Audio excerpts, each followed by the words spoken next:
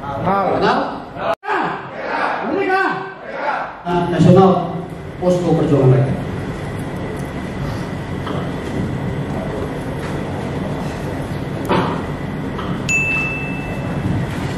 Baik kawan-kawan semua, untuk mempersingkat waktu, kita mau ngobrol-ngobrol sama abang-abang kita yang di depan ini. Boleh kawan-kawan? Sudah siap? Oke. Bung, kita mau ngobrol santai ini. Kita akan melihat bahwa selama Medan ini, kota Medan ini berdiri, belum ada pemimpin kota Medan yang dipimpin oleh orang muda. Nah, kita lihat nih, Bung Bobi umur 29 tahun berani mengajukan diri menjadi calon wali kota Medan.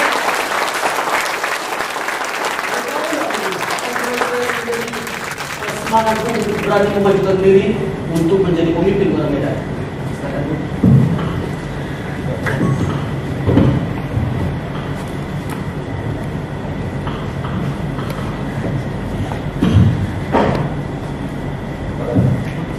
Ya, terima kasih Bang Jansen dan Bang Adian. Mau izin jawab dulu Bang. Siap. Motivasinya apa Bang ya? Gak ada sih sebenarnya, kita ngeliat dari kemarin kota Medan dari beberapa tahun ke belakang kita bisa tahu pergerakannya, kita bisa lihat perkembangan kota Medan. Saya memang lama sekolah bukan di Medan, dan itu juga landasan saya maju karena melihat saya sekolah SMA itu di Lampung. Saya sekolah SMA itu di Lampung. Ketika saya lulus dari Lampung 2009, saya kuliah di Bogor di IPB. 4 tahun kemudian saya kembali lagi ke Lampung, ada mengurus suratnya harus dilegalisir. Saya lalu kembali ke Lampung. 4 tahun kemudian, hanya butuh waktu 4 tahun untuk saya ke Lampung. Saya kembali ke sana. Saya sudah lupa jalan di sana. Bukan lupa karena ingatan saya buruk saya rasa, tapi karena perkembangan pembangunannya luar biasa. Ada flyover di sana, ada underpass dibangun dalam jangka waktu 4 tahun saya tinggalkan. Tapi setiap tahun saya ke Medan, setiap liburan, setiap Idul Fitri saya kembali ke Medan, belum ada perubahan apa-apa. Belum ada perubahan, dan kita sudah kalah 15 tahun saya rasa dari kota-kota besar lainnya yang katanya hari ini mungkin mirip kota terbesar 3 di Indonesia, tapi mungkin hanya melihat dari luas wilayah dan jumlah penduduk. Tapi secara pembangunan dan perkembangan saya rasa belum cocok ya Bang. Mungkin kota Medan dikatakan kota terbesar 3 di Indonesia. Bahkan hari ini kayaknya untuk di daerah Sumatera saja Medan masih sudah kalah dengan Palembang. Nah, ini suatu kemunduran yang luar biasa untuk Provinsi Sumatera Utara dan ibu kotanya itu Kota Medan. Inilah yang menjadikan saya ingin maju di pemilihan wali kota Medan. Nah, karena kita lihat yang harus merubah kota Medan kalimat sangat mudah. Biar cepat. Kenapa anak muda? Karena biar cepat itu mengejar tertinggal. Hari ini kita bukan balapan simpang, kita ada posisi di belakang.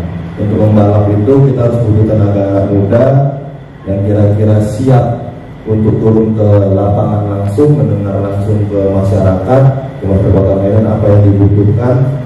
Kalau yang udah agak-agak berubah, takutnya nggak kuat Bang.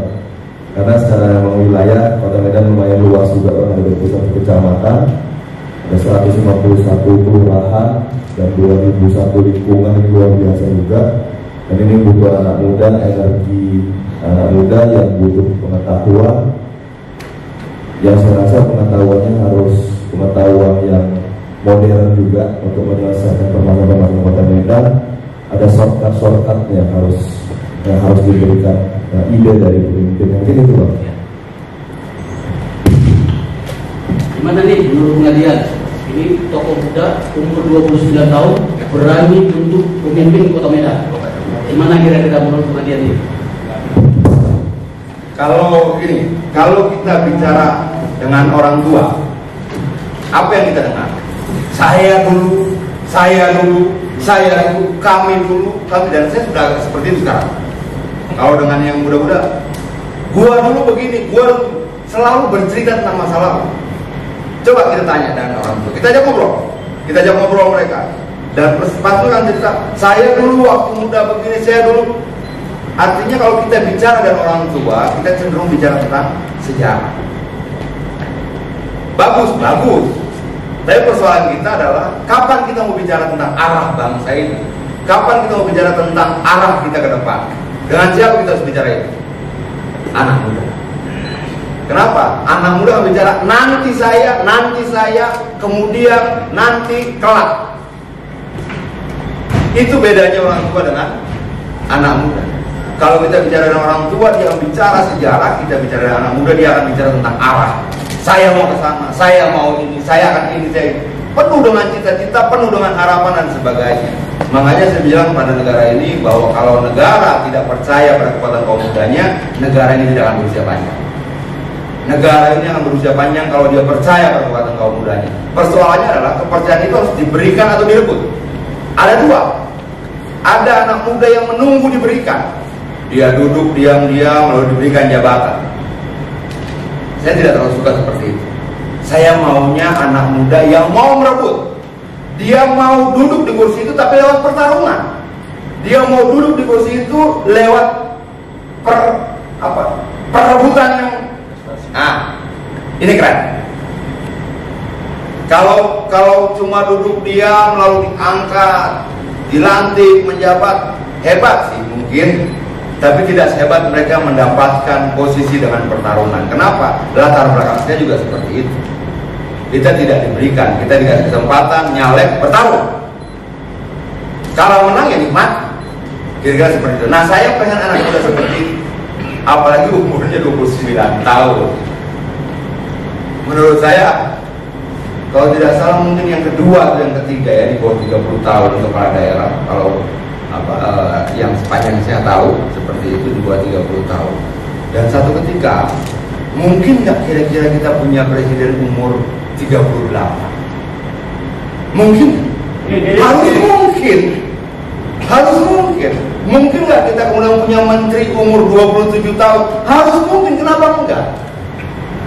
Kalau kemudian orang bilang anak muda tidak pantas memimpin, kalau itu ada yang bicara berarti dia katakan bahwa pendidikan kita salah. Pendidikan kita menjadi benar, pendidikan kita menjadi baik kalau kemudian anak mudanya mampu memimpin. Bukan gitu? Betul tidak? Betul. Benar kan nih? Benar. Nah, menurut saya bahwa alat ukur bagus tidaknya pendidikan kita adalah salah satunya adalah sejauh mana, sebanyak apa anak muda memimpin bangsa ini. Makanya siapa yang suka kalau ada anak muda yang memimpin, apalagi kalau dia memimpin lewat pertarungan, berebut nih bos, bertarung dia. Saya mau di situ, kamu mau di situ, ya kita bertarung dengan sehat tentunya. Nah, itu keren. Menurutku gitu kan. Artinya bahwa berkah buat bangsa ini, harapan buat bangsa ini, kalau setiap tahun semakin muda pemimpin-pemimpin kita.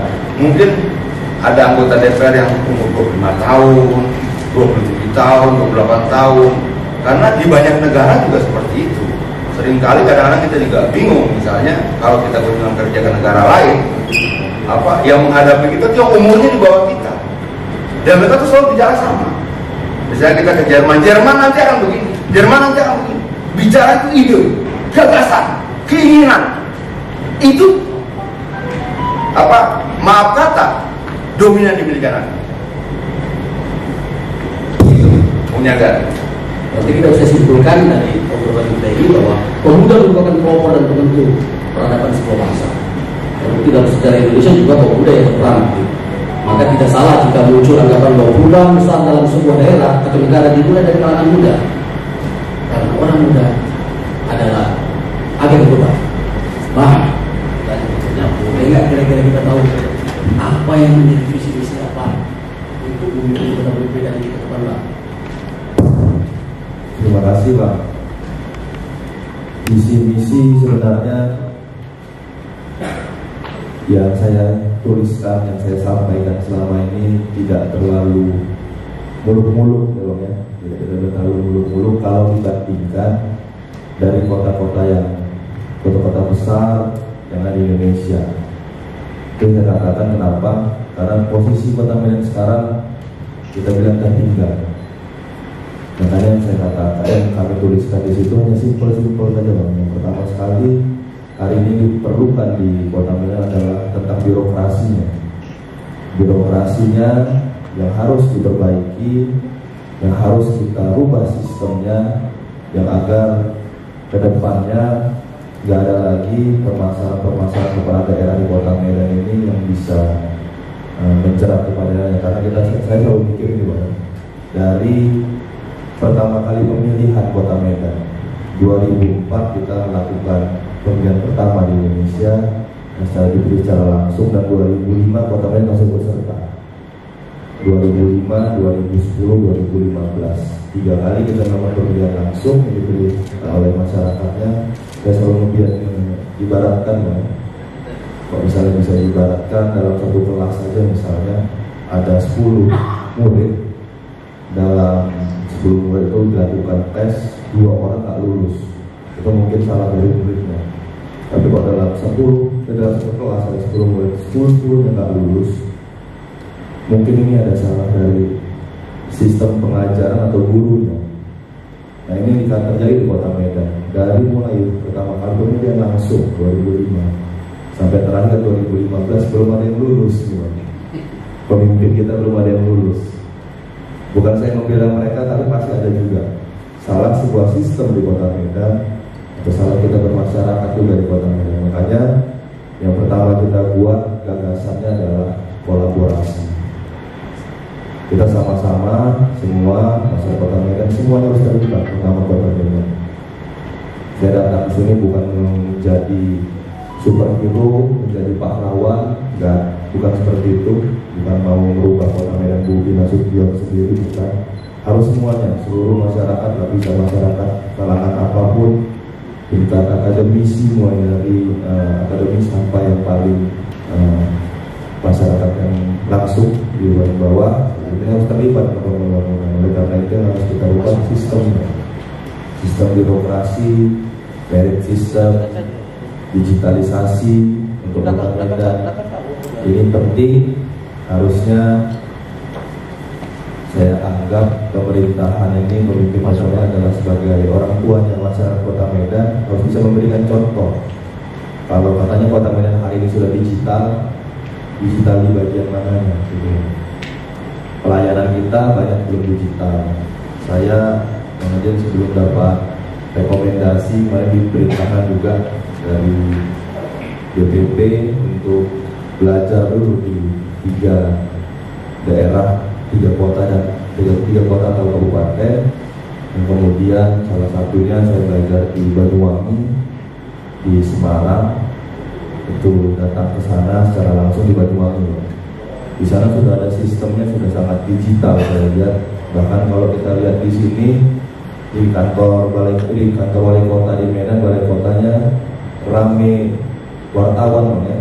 Dalam arti kata wartawan masih mencari informasi langsung, harus wawancara. Kalau saya lihat yang di Banyuwangi itu, kemudian ada satu gedungnya, itu ada informasi semuanya di situ. Bahkan kalau mungkin yang saya lihat, yang saya tawar itu, saya nanya, kalau mau mencari informasi tinggal masuk ruangan itu, tinggal pencet saja layar-layar yang ada di situ, karena banyak layar-layar sentuh di situ. Tinggal pencet saja mau melihat apa anggaran, sudah kemana, fokusnya arah pembangunannya kemana, ini jelas. Nah, ini hari ini Kota Medan dulu, yang katanya kota terbesar ketiga. Bahkan harusnya yang kota terbesar ketiga sudah mengarah ke digital, sudah mengarah ke 4.0. Kita berdiri di taman-taman kota saja, Bang, bukan wifi yang kita dapat. Mohon maaf, yang kita dapat belum lagi duduk dari tadi, betul loh, ya. Padahal taman-taman kota yang harusnya masuknya itu nggak pakai tiket, tapi lebih mahal lagi masuknya nggak pakai tiket daripada pakai tiket, Bang. Nah, ini yang hari ini di Kota Medan yang belum ada. Bagaimana penerapannya, master plan-nya saya rasa belum ada. Arahnya kemana sih Kota Medan? Kalau memang arahnya sudah ke digital seperti apa? Nah, ini yang kedepannya yang kita rubah. semuanya dasarnya dari birokrasi kok, visi-visi semuanya agak panjang juga kan Bang. Tapi nambahin tadi masalah anak muda, satu juga kendala Bang di sini. Kita anak muda ini kadang-kadang dibilang nggak ada pengalaman, kurang pengalaman. Ini juga yang hari ini masih ada di pikiran di benak masyarakat Kota Medan. Tapi saya ada Bang Adian, saya ingat juga Bang, pada tahun 1998 Bang ya, ada krisis ekonomi. Ini juga saya kadang-kadang ceritakan, krisis ekonomi tahun 1998 atau tahun 2008 itu enggak menerpa atau enggak memukul teman-teman kita di sektor UMKM. Tapi tahun 2019 dimulai dengan krisis kesehatan, masuk ke krisis ekonomi, teman-teman sektor UMKM kita terpukul. Saya selalu bertanya seperti itu, saya selalu cerita seperti itu, dan saya tanya Bang, kira-kira percaya nggak kira-kira bapak-bapak kalau saya cerita itu? Percaya? Ada yang terjadi seperti itu. Padahal Pak, saya bilang umur 1998 ini umur saya masih 7 tahun. Umur saya masuk 7 tahun dan saya belum melakukan, saya belum masuk ke pelaku bisnis. Jadi harusnya saya nggak pernah menceritakan tahun 1998 karena itu bukan pengalaman pribadi saya bilang. Jadi kira-kira boleh nggak saya menceritakan itu? Boleh Pak. Berarti pengalaman nggak harus dari pribadi saya jalanin Bang.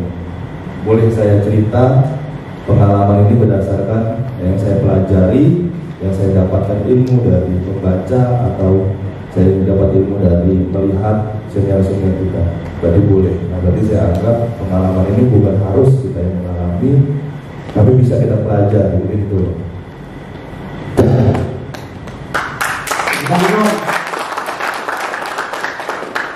Jadi saya tergelitik dulu, lihat bahwa sekarang di era milenial ini, di zaman era digital ini kan kita dipaksa, mau tidak mau, siap tidak siap untuk kita mengikuti program digitalisasi. Nah, pertanyaan buat kawan-kawan, siapa sebenarnya orang yang paling siap untuk menghadapi era digital ini? Anak muda. Siapa? Anak muda. Jelas, era milenial, era digital adalah eranya. Gimana nih, Bang Adian? Boleh tanya sedikit. Kita ini kan sedang masuk ke sebuah zaman yang aneh, Bobby ya. Kenapa saya bilang aneh? Ini zaman dimana orang jadi pengusaha taksi tapi nggak punya mobil. Ini zaman dimana orang jadi pengusaha hotel tapi nggak punya bangunan satupun. Dan itu cuma bisa terjadi di mana? Ya cuma terjadi di zaman digital seperti ini. Apa yang saya bilang? Mungkin siapa yang punya Grab itu?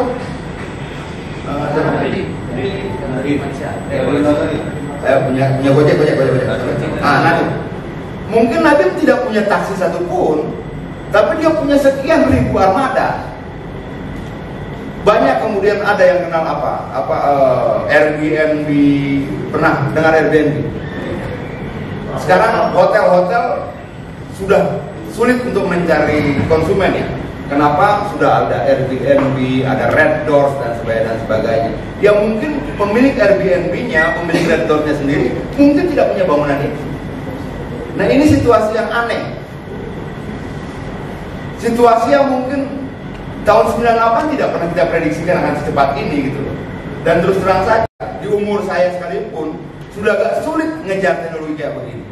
Kadang-kala untuk rapat Zoom saja saya minta anak juga yang bukain. Tolong sambungkan segala macam. Untuk beli di Tokopedia saya minta anak segala macam. Kenapa? Mereka lebih fasih menghadapi teknologi digital ini, lebih terlatih, lebih tahu. Nah itu pertama, bahwa lalu bagaimana kemudian teknologi 10 tahun, 15 tahun ke depan? Kebayang nggak? Saya baca cerita bahwa kemudian nanti mungkin juga Bung Bobby ketika menang nanti harus berpikir mungkin 10-20 tahun ke depan nanti dunia kita sudah tidak lagi bicara bangun jalan karena mobilnya terbang, bos. Kita sudah harus berpikir ke arah situ. Setuju nggak setuju? Kita bisa bilang saya tidak setuju segala macam itu. Ya, teknologi sudah berjalan maju dan kita tidak mungkin mampu mencegah kemajuan teknologi itu. Orang bahkan bilang kalau kita tidak mau bernegosiasi, mau berkompromi dengan teknologi, kita nanti jelas oleh teknologi itu sendiri. banyak sekarang showroom mobil tutup. Orang lalu bilang ekonomi kita hancur, ekonomi kita buruk dan sebagainya. Oh nggak begitu. Kenapa? Orang tidak butuh lagi showroom untuk jual mobil. Kenapa? Semua sudah ada di sini. Saya bisa beli apapun bahkan dari sini. Saya tidak perlu datang. Saya bisa transaksi bahkan dari sini. Gak butuh lagi bawa uang berkarung-karung kita untuk membeli. Kira-kira seperti itu. Nah, apakah 98 kita memahami ini? Enggak. Justru menurut saya kekuatan UMKM nanti kalau dia sudah mengerti jaringan digital ini. Itu loh. Apa hubungan digital dan transparansi pemerintahan? Gampang. Teman-teman mau tahu nih anggaran proyek jalan di mana? Ya, kita bisa periksa itu. Artinya digitalisasi ini juga memaksa seluruh pemerintahan untuk semakin transparan dari waktu ke waktu. Gak bisa. Dulu lelang bisa tertutup ya, tertutup sekarang gak bisa. Lelang online, semua online. Mereka yang memimpin di pemerintahan daerah maupun pemerintahan nasional yang tidak siap seperti ini, tapi selalu nyaman dan ketertutupan, tidak akan bertahan lama. Ini era luar biasa yang tidak pernah kita bayangkan dan siapapun mungkin 20 tahun lalu tidak membayangkan. Nah, soal pengalaman Bu Bobi, kalau menurut saya ada orang bilang begini, perjudian terbesar kita lakukan saat kita dilahirkan. Kira-kira seperti itu. Apa sangat filosofis memang sebenarnya. Pernah nggak saya punya pengalaman menjadi manusia ketika dilahirkan? Tapi keberanian orang tua saya untuk melahirkan saya itu memaksa saya untuk bertahan hidup. Kadangkala saya juga kesel. Kenapa kesel begini?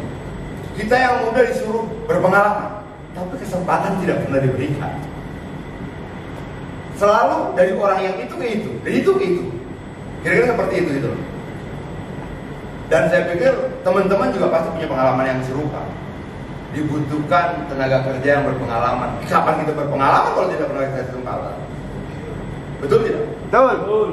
Kan itu yang jadi persoalan kita kan. Artinya ketika dibilang bahwa yang punya kesempatan hanya yang berpengalaman, artinya dengan kata lain jangan pernah digantikan. Kira-kira seperti itu. Dulu juga orang bilang begitu sama saya. Kalau Soeharto jatuh, siapa yang berpengalaman menjadi presiden? Gak ada. Gak ada. Itu loh. Nah, tapi sejarah mengatakan bahwa pengalaman, betul dikatakan Bung Bobi tadi, bisa kita dapatkan secara langsung. Tapi mungkin gak saya belajar dari pengalaman Bung Bobi? Mungkin gak saya belajar dari pengalaman Bung Jansen? Mungkin gak saya belajar dari pengalaman teman-teman? Mungkin toh? Mungkin tidak. Artinya jangan disederhanakan bahwa seolah-olah pengetahuan atas pengalaman ini cuma bisa kita dapatkan ketika kita mengalami langsung. Tapi bisa kita juga dapatkan dari berbagai macam hal yang lain. Diskusi, kita sharing, saya bisa bercerita tentang pengalaman seperti apa. Saya juga baru kaget tadi 7 tahun nih, tahun 98 ya, sebesar anak saya yang kedua. Udah banget kan. Tapi keren.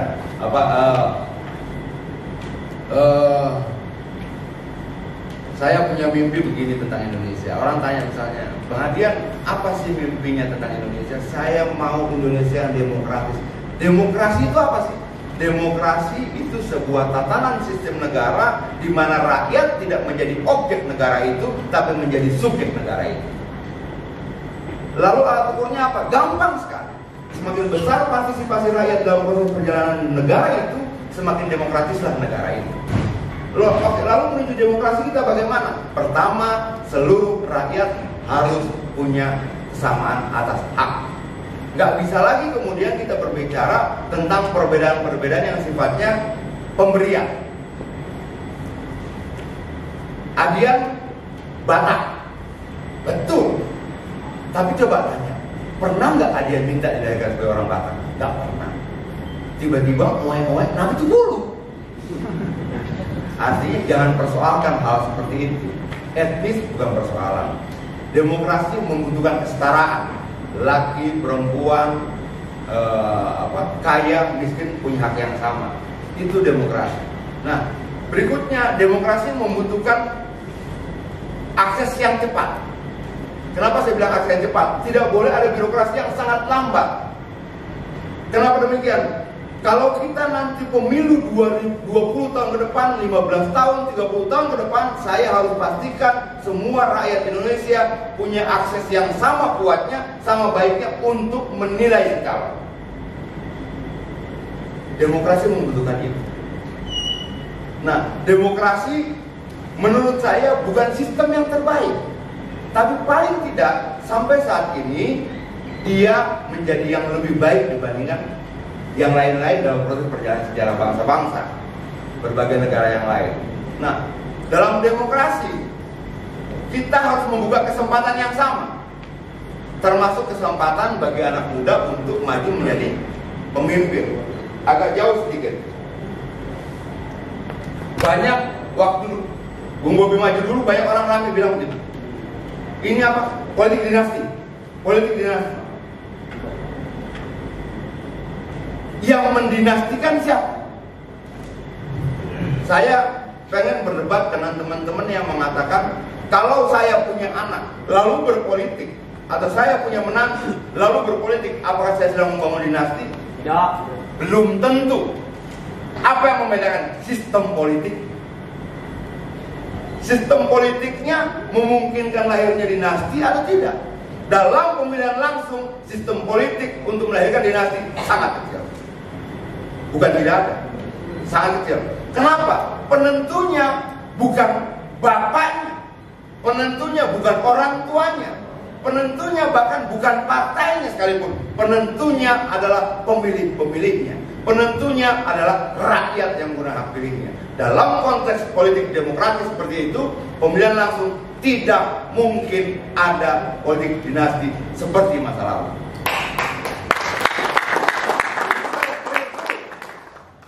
Lalu orang berpotensi pada tahun 90, iya bos, dulu bupati gubernur yang jadi DPRD, 50 DPRD suruh milih satu orang in the name of people, atas nama rakyat. Sekarang tak bisa. Dulu Bung Bobi kalau hidup masa lalu gak perlu bicara begini untuk meyakinkan orang. Sekarang harus seperti ini. Dulu cukup meyakinkan 50 anggota DPRD, 40 anggota DPRD, meyakinkannya juga di rumah makan, meyakinkannya di hotel-hotel, kumpul, diyakinkan dengan berbagai macam cara tentu. Sekarang nggak bisa. Di tangan setiap orang ada hak untuk memilih. Nggak bisa lagi kita atur-atur. Yang paling kuat bisa kalah, yang paling lemah bisa menang. Tergantung bagaimana calonnya. Dapil saya Kabupaten Bogor. Banyak orang memprediksikan saya kalah. Saya nggak punya duit. Saya pakai resepnya presiden kita, Pak Jokowi. Resepnya apa nih? Power of salaman. Apa itu power of salaman? Kalau saya kampanye begini dan selesai kampanye di sebuah pertemuan, saya tidak pernah langsung keluar. Apa yang saya lakukan? Menyalami satu persatu. Kenapa? Saya tidak mungkin meninggalkan uang. Kenapa? Saya nggak punya uang. Kalau begitu apa yang harus ditinggalkan? Saya harus pastikan semua orang yang datang dalam pertemuan saya mengingat dan mengenang saya. Bagaimana melakukan? Menyalami.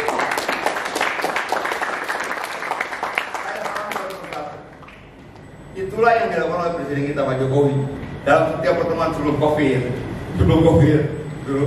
Kalau dia pertemuan dia keliling bos. Nah itu buat saya jatuh cinta. Kenapa? Saya belum pernah ketemu pemimpin seperti itu. Dia datang satu persatu sampai selesai. Yang merepotkan tentunya merepotkan Pak Pampresnya sekarang. Gitu. Nah itu power of salaman. Apakah punya uang untuk memastikan kemenangan? Belum tentu. Apakah kemudian didukung partai yang menang memastikan? Belum tentu. Semua tergantung calon. Datanglah dengan kerendahan hati. Makanya tadinya saya sudah datang kemari pakai baju Bung Bobi pakai jaket. Dan saya pikir yang begini harus dipertahankan, bukan jaketnya. Artinya Gini, saya dulu pernah istana negara dan diusir oleh Pas Pampres karena apa? Dan itu tetap melekat dalam kepala mereka gitu loh. Kenapa saya diusir? Jaket kulit. Apa masalahnya dengan jaket kulit? Iya dong. Ini tampang begini, kalau dia nambah sekitar 10 cm lagi rambutnya, penjahat. Gondrong, celana jeans, jaket jeans, itu usang bos. Siapa yang bilang bertato pasti jahat sekarang? Nah. Siapa yang bilang gondrong pasti buruk? Nah. Gitu. Nah, jangan menilai orang dari penampilan fisiknya. Nah, kadang-kala kita harus mengambil peran itu. Counterculture. Kita melawan itu dalam penampilan kita. Dan luar biasa. 3 kali saya pakai jaket kulit di sana dan 3-tiganya diusir. Tepuk tangan dong.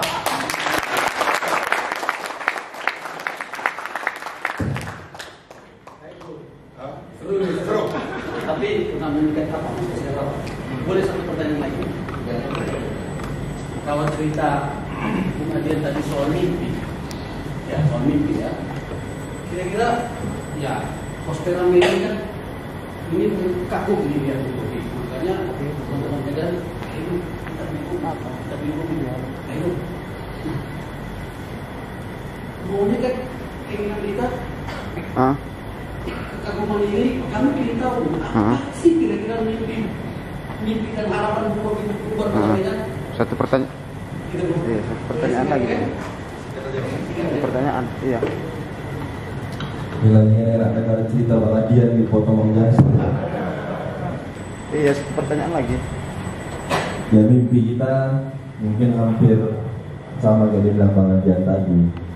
Bagaimana setiap masyarakat Kota Medan bisa merasakan kesetaraan. Saya bilang, saya datang ke Medan ini dengan latar belakang saya, nikmat yang diberikan kepada saya ini sudah cukup luar biasa banyak.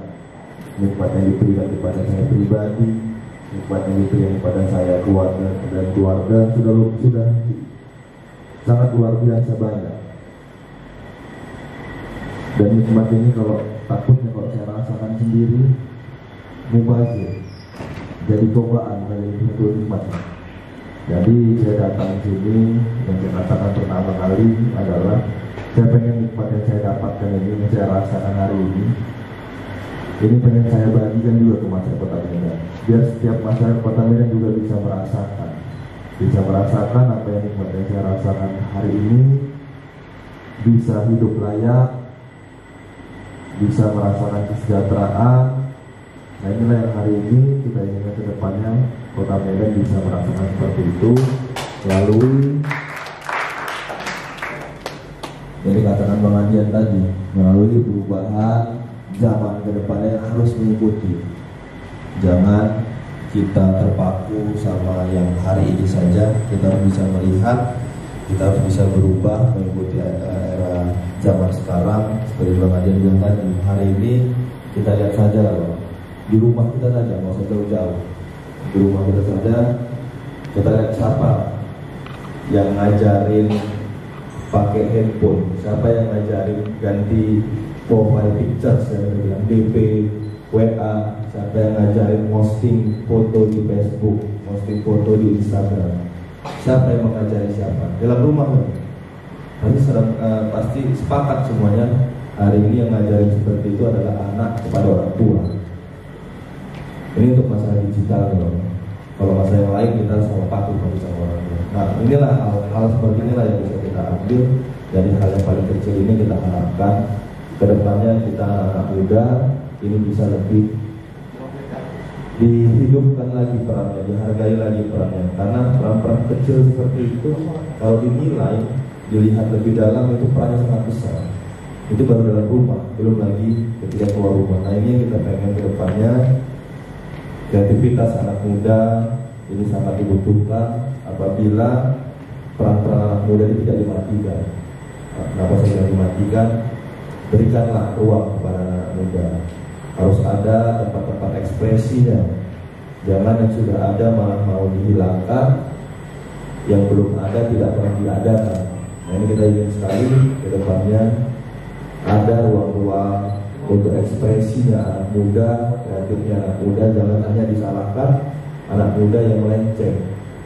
Kota Medan banyak sekali sekarang terlibat narkoba, terlibat aktivitas kriminal, mungkin banyak juga. Jangan hanya disalahkan kami kaum muda ini, tapi lihat gimana kami bisa berekspresi selain di situ. Anak motor dengan geng motor yang mungkin ini, dan anak motor dengan ugal-ugalan di jalan. Jangan hanya salahkan itu, tapi gimana kami bisa berekspresi, menunjukkan kalau kami ini hebat. Abang-abang bingung mendapat cewek, ya bang kan? Yang anak motor pasti pengen menunjukkan itu. Nah di mana? Ada nggak ruang-ruangnya? Adalah event-eventnya. Nah ini yang kita perlukan. Anak-anak seni dengan mencoret-coret dindingnya jangan hanya disalahkan. Nah ini di mana tempatnya berikan, biar ke depannya hal-hal ini muncul, bertahan, dan akan bisa mengikuti zaman ke depan. Mungkin itu bang. Terima kasih.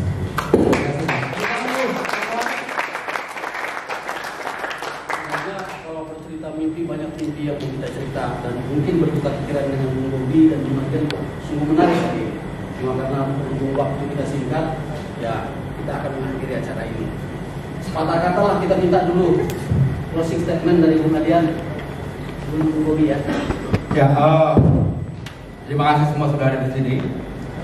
Kalau saya jujur saja melihat ini mungkin agak tajam ya.